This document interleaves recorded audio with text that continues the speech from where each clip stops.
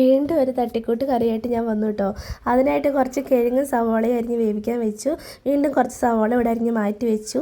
പിന്നെ കല്ലിൽ പെരുംജീരകവും വെളുത്തുള്ളിയും ഇഞ്ചിയും കൂടെ ചതച്ചെടുത്ത് ആ സവോളൻ്റെ കൂടെ വെച്ചു. ഗരം മസാലയും മല്ലിപ്പൊടി മഞ്ഞൾപ്പൊടിയും ഒക്കെ എടുത്ത് മാറ്റി വെച്ചു. പിന്നെ അതിലേക്ക് കുറച്ച് ഉപ്പിട്ടു, പാൻ വെച്ചു, കടുക് പൊട്ടിച്ചു. അതിനുശേഷം സവോളയും അതിലേക്ക് ഇട്ടേക്കുന്ന ഇൻഗ്രീഡിയൻസ് എല്ലാം കൂടി ഇട്ടൊന്ന് വഴറ്റിയെടുത്തു കേട്ടോ. അന്നേരമാണ് ഉപ്പിനേരം പറയാനായിട്ട് ഉണ്ണി വന്നത്.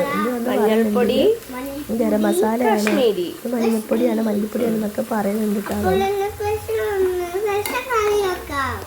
ഫിഷ് അല്ല കറി, പൊട്ടറ്റോ. അതൊക്കെ ഫിഷ് കറിയാണോ എന്നൊക്കെ ചോദിക്കും. പൊട്ടറ്റോ ഉണ്ടാക്കാം. അങ്ങനെ ഇരുന്നപ്പോഴാണ് കറിവേപ്പില എടുത്തിട്ട് ഓർത്തത്. പിന്നെ ഞാനും ഉണ്ണിയും ഇവിടെ താഴെ കറിവേപ്പില എടുക്കാൻ വേണ്ടി പോയിട്ടോ. അവൻ പറഞ്ഞു വരല്ലേ അമ്മേ, ഞാൻ പൊട്ടിച്ചെടുക്കാമെന്ന് പറഞ്ഞു. പിന്നെ കറിവേപ്പില കൊണ്ടുവന്നിട്ടു. അത് കഴിഞ്ഞ് സവാള നന്നായിട്ട് വഴന്നപ്പോഴേക്കും നമ്മുടെ ഗരം മസാലയും മല്ലിപ്പൊടി മഞ്ഞൾപ്പൊടി എല്ലാം ഇട്ടു. അതൊന്ന് നല്ല ബ്രൗൺ നിറം ആയപ്പോഴേക്കും കിഴങ്ങ് വന്നിട്ടുണ്ടായി. കിഴങ്ങ് എടുത്ത് അതിലേക്ക് ഇട്ടു.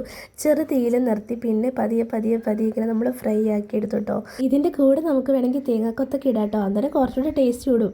പിന്നെ ഉണ്ടല്ലോ, ഞാനിങ്ങനെ ശ്വാസം എടുത്ത് പറയണത് എന്താണെന്ന് വെച്ചിട്ടുണ്ടെങ്കിൽ എനിക്ക് ഭയങ്കര ജലദോഷവും കഫക്കെട്ടൊക്കെ ആയിട്ടിരിക്കുകയാണ്. അതുകൊണ്ടാണ് സ്വരം ഒരുമാതിരി എന്തോ പോലെ ഇരിക്കുന്നത്. അപ്പോൾ ഇന്നത്തെ വീഡിയോ ഇത്രയേ ഉള്ളൂ. മറ്റൊരു വീഡിയോ ആയിട്ട് നാളെ കാണാം. Bye bye.